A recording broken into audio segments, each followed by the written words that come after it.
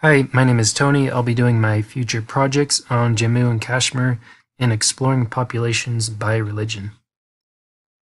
In order to understand the differences between a Muslim and Hindu Kashmir conflict, we must first understand how the conflict first started. Like many religious issues that must be faced, there is generally a majority who is critical of the minority's religious practices and chooses to use those practices as fuel for war and contention. The state of Jammu and Kashmir is one of the rare exceptions that didn't have a majority in power.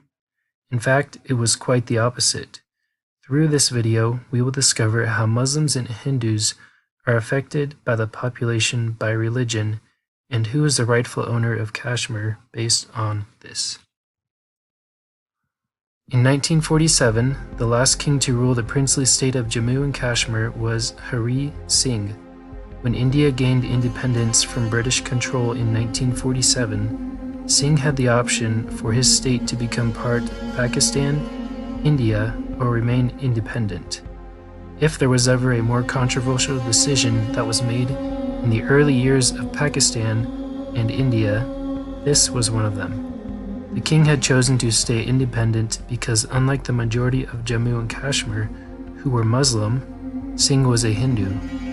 In one of the few periods of history, there were Muslims under the rule of a Hindu king. Since Muslims from Pakistan saw this, they decided to invade the princely state, and the Hindu king had no option but to ask for the aid of India, which ultimately led to India acquiring Jammu and Kashmir.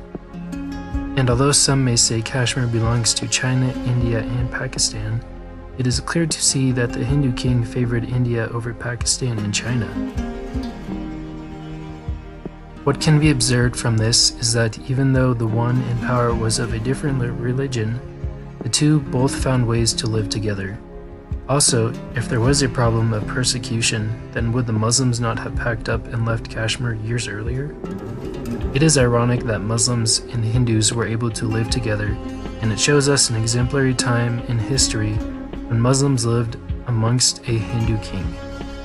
Skip to modern day and it is a different story. It is easy to understand that segregation comes at the hand of the majority and that those who are a minority can often be persecuted for several reasons.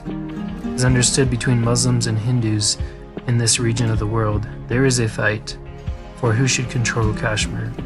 And by looking at the statistics, it is obvious that Kashmir should belong to Muslims, but not necessarily Pakistan. I say that Kashmir should belong to Muslims and not Pakistan because, as seen before, pre-1947, Muslims were inhabitants of a Hindu-ruled Kashmir. This is the same concept today, except they are ruled by a Hindu-majority country. If you look at the population of Kashmir, they are heavily Muslim with 68% overall.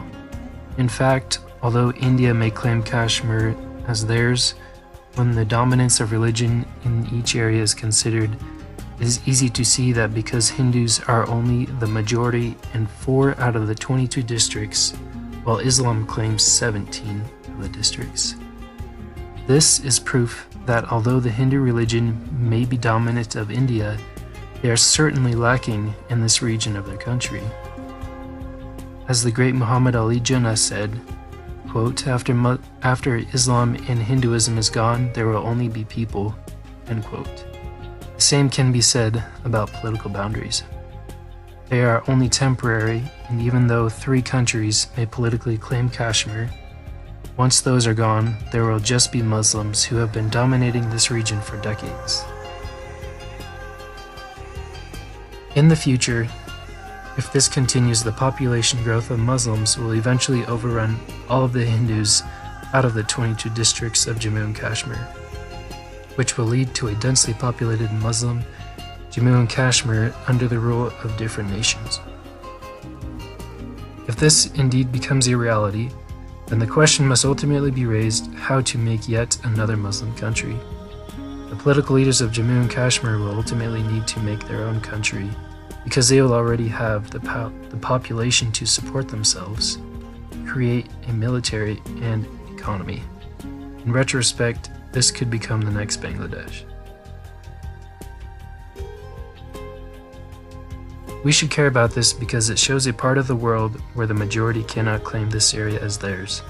Rather, they must sit through political debates and wars about who should own this part of the region that is clearly dominated by Islam. It seems that this is one of the few cases in the Middle East where Islam is not correctly represented as its rightful heirs to a region.